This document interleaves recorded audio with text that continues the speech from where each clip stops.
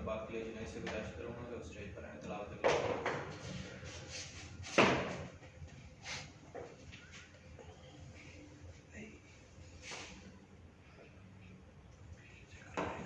औज़ु बिल्लाहि मिनश शैतानिर रजीम। बिस्मिल्लाहिर रहमानिर रहीम। कुल हुवल्लाहु अहद अल्लाहुस समद लम यलिद व लम यूलद व लम यकुल लहू कुफुवन अहद। सदक़ल्लाह। आज क्योंकि लड़के कम हैं इसलिए मैं जो हामिद के 3-4 इशार पढ़ूंगा। जिससे तो राजी वैसे ही राजी कर दे। सरे ऐसा अमल कोई इम्तियाजी कर दे। सर झुकता है मन झुकता ही नहीं, दिल भी किसी वक्त नमाजी कर दे। आए नात शरीफ के लिए मैं खुद ही आए नात पढ़ूंगा। मेरा दिल कर रहा था तो मैंने कहा माशाल्लाह जी माशाल्लाह। सब रुशु पढ़ सल्लल्लाहु अलैका या रसूल अल्लाह व सल्लम अलैका या हबीब अल्लाह। खुसरवी अच्छी लगी ना सरवरी अच्छी लगी। खुसरवी अच्छी लगी ना सरवरी अच्छी लगी। हम फकीरों को मदीने की गली अच्छी लगी। हम फकीरों को मदीने की गली अच्छी लगी। दूर थे तो जिंदगी बेरंग थी बेकैफ थी। दूर थे तो जिंदगी बेरंग थी बेकैफ थी। उनके कूचे में गए तो उनके कूचे में गए तो जिंदगी अच्छी लगी। खुसरवी अच्छी लगी ना सरवरी अच्छी लगी। सुभान अल्लाह। नाज़ कर तू ए हलीमा सरवरे को नैन पर। नाज कर तू ए हलीमा सरवरे को नैन पर।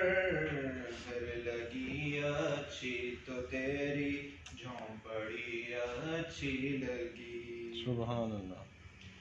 मैं न जाऊंगा कभी भी दर नबी का छोड़ कर। मैं न जाऊंगा कभी भी दर नबी का छोड़ कर। मुझको हुए मुस्तफा की चादरी अच्छी लगी। सुभान अल्लाह सुभान अल्लाह। सवारी अच्छी लगी भी अच्छी लगी। रख दिया सरकार के कदमों पे सुल्तानों ने सर। रख दिया सरकार के कदमों पे सुल्तानों ने सर। सरवरे कोनो मकां की सरवरे कोनो मकां की सादगी अच्छी लगी। खुसरवी अच्छी लगी ना सरवरी अच्छी लगी।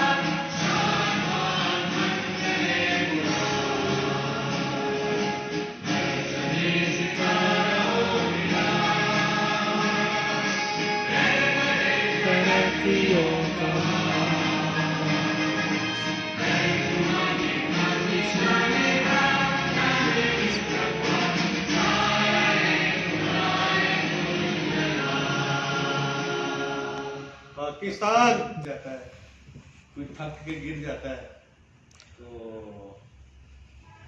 कुछ रह जाता पीछे, कोई अपनी मंजिल से भटक जाता है। तो मैं अपनी मंजिल की तरफ रवाना हूँ। मैं अल्लाह की घर से उम्मीद करता हूँ कि मैं अपने मंजिल की तरफ पहुँचूँगा इंशाअल्लाह।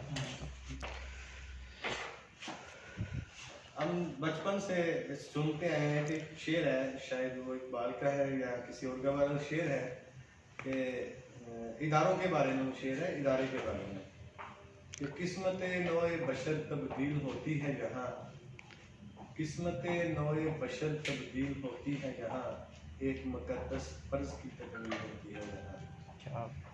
तो तालीमी सिलसिला बहुत ज़रूरी है, लेकिन मैंने जो इस वक्त इतनी अपनी ज़िंदगी में ऑब्ज़र्व किया है, तालीम के साथ तरबियत बहुत ज़रूरी है जी। तालीम तरबियत की कमी पूरी नहीं कर सकती, लेकिन तरबियत वो तालीम की कमी पूरी कर देती है। ऐसे मैंने ऐसे बहुत से लोग देखे हैं कि जो बिल्कुल अनपढ़ होते हैं और उनकी तरबियत इतने अच्छे अंदाज से होती है कि बंदा पहचान नहीं सकता कि इसकी तालीम कितनी है। और मैंने चूँकि मैं होटल इंडस्ट्री से वाबस्ता हूँ, तो इवेंट्स के हवाले में हम लोग देखते हैं कि जब इवेंट ऑर्गेनाइज होता है शादी ब्याह का खासकर, तो मैं देखता हूँ कि तालीम वहाँ पे आके रह जाती है, तरबियत आगे निकल जाती है, तालीम रह जाती है। तो मैंने एक इनिशिएटिव लिया है अपने तौर पे कि तरबियत पे जोर दिया जाए मैक्सिमम, और हमारा इदारा जो है ना वो हैवी तरबियत ही का इदारा है। तो तरबियत को ज़रूरत समझते हुए हम लोग इस पे आए हैं, और हमारा एक इदारे का एक और भी स्लोगन है, जहाँ से मैंने पहला स्टेप लिया था ना, ये school of catering and hospitality industry के हवाले से जो एजुकेशन सेक्टर में आया ना, ये उसका सेकंड फेज है। पहला मेरा फेज था अपना रोजगार प्रोग्राम, अपना रोजगार सेल्फ एम्प्लॉयमेंट के।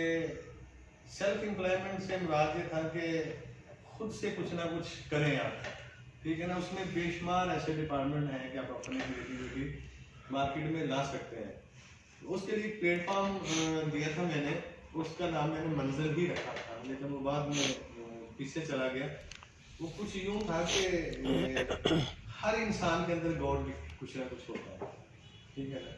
वो उसमें आप लगा लें कि फ़न तकरीर, फ़न तहरीर, फ़न शायरी, फ़न कुकिंग, मतलब हर लेवल का। इवन देन के आप समझ लें गाने बजाने का भी एक फ़न है, अपने अपने फ़न की बात है। और एक फ़न इवन के हमारे आजकल सोशल मीडिया में भी चल रहा है कि छोटे बच्चों को एक्टिंग करवाना, रैंप वॉक करवाना। ये गवर्नमेंट हर बंदा जो रैंप पे वॉक भी नहीं कर सकता, हर बंदा स्टेज पे आके बोल भी नहीं सकता, हर बंदा कुक भी नहीं बन सकता, हर बंदा डॉक्टर भी नहीं बन सकता। हर बंदे का अपना लेवल है, अपने काम पे वो चल रहा है, उसको चल रहा है। अच्छा, अब हमारे जो मिडिल क्लास माशरे में मुसीबत ये है कि बच्चा अगर वो तालीम नहीं हासिल कर पा रहा, ज़हनी तौर पर उसको कबूल नहीं करता, तो किसी न किसी छोटे हुनर के ऊपर उसको ना डाल दिया, ज़बरदस्ती ठोंस दिया जाता है। उससे ये नहीं पूछा जाता कि यार तेरा तू क्या कर रहा है, तेरे अंदर क्या है, तू करना क्या चाहता है। वो 2-3 साल ना वो बच्चा मोटरसाइकिल मैकेनिक, दर्जी के पीछे, अकाबाश के पीछे वो लगा रहता है, ज़बरदस्ती लगा रहता है। लेकिन उसके अंदर ना एक बागीपन होता है कि मैं इससे बगावत करूँ, मैं इससे भागूँ। वो 2 चीज़ें करेगा, या तो वो अपने माशरे से भाग जाएगा, बागी हो जाएगा, या अपने घर से भाग जाएगा, बागी हो जाएगा। दोनों सूरतों में वो नुकसानदेह है। वो गलत लोगों के हथे चढ़ गया, गलत एक्टिविटीज़ में चला जाएगा। तो आप लोग सब पढ़े लिखे हैं, कोशिश करें कि अपने जो छोटे बहन हैं, भाई हैं, भतीजे हैं, भांजे हैं, दोस्तों के बच्चे हैं, कज़नों के बच्चे हैं, उनके साथ ना दोस्ताना रवैया रखें, और उनके अंदर की जो चीज़ें हैं ना, जो उनके अंदर गॉड गिफ्टेड चीज़ें ना, उनको सामने लेके आएँ। कि आप कर किसी शादी पे इकट्ठे हुए हैं, गेट टुगेदर है, ईद पे इकट्ठे हुए हैं ना, तो उनको इकट्ठा बैठा के ना कोई एक्टिविटी लॉन्च कर दिया करें। हाँ भाई, कौन क्या करना चाह रहा है, आए सामने आके बोलें, करें यार, तो उनके अंदर की चीज़ बाहर आती है। अच्छा, बाज़ दफ़ा ये होता है कि एक बंदे को आपने ना कार वाश के पीछे लगा दिया है, कार वाश के पीछे लगा दिया, लेकिन वो गाना बड़ा अच्छा गा सकता है। छोटी सी फी ज़माना में मिसाल ले रहा हूँ, तो क्यों ना उसको गाने की तरफ ही लगा दिया जाए, उसकी परवरिश ऐसे की जाए, तरबियत ऐसे की जाए, उसको कुछ सपोर्ट करे, कुछ स्पॉन्सर करे।